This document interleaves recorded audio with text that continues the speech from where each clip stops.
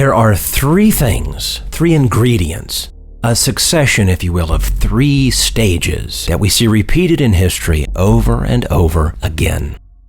And in every situation, those three successive events always lead to the exact same result: national calamity. Stage 1, the corruption of religious leaders, which produces a corrupt church.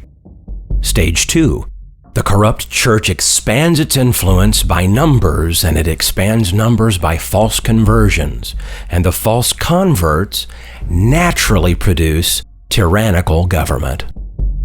Stage 3, which is the final stage, the corrupt church works in harmony with the corrupt civil government to ultimately remove Christ and his influence from society.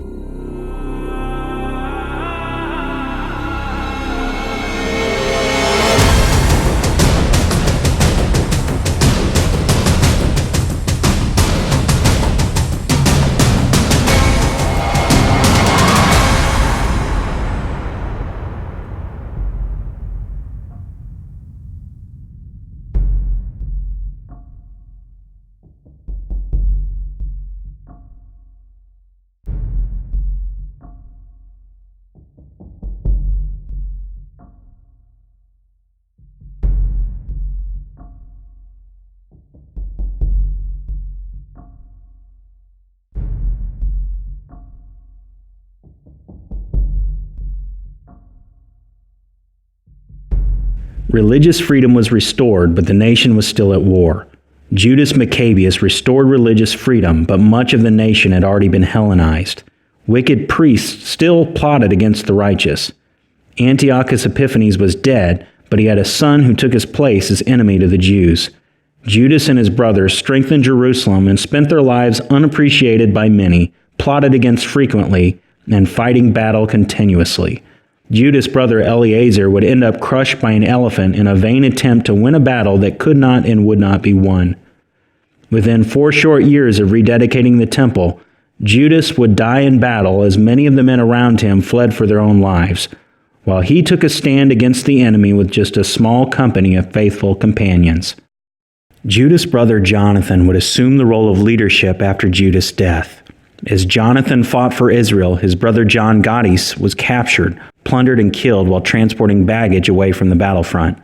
Later, Jonathan was killed by a treacherous enemy who, pretending friendship, killed him with a sword. The last remaining brother, Simon, saw Israel prosper and regain independence as a nation. He lived to an old age, experiencing intermittent times of peace. But in his old age, he, together with 2 of his sons, were killed by an ambitious son-in-law plotting against him.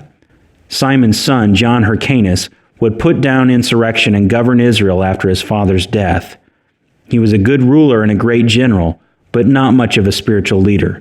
Somehow, perhaps connected with regular diplomatic alliances with people of corrupt character, Hellenization happened even with the restoration of religious freedom. John Hyrcanus had some sort of falling out with the Pharisees and became a Sadducee. He also raised a bunch of apostate sons who had returned Israel back to a path of rapid moral and spiritual decay. Israel would be conquered by Rome because they had become too depraved. The last of the family line would eventually be killed and replaced by a Gentile ruler known as Herod the Great. At this time, the Jews sought a Messiah to deliver them from Rome, someone like Judas Maccabeus in the natural. But having their spiritual eyes darkened, they missed the coming of someone far, far greater.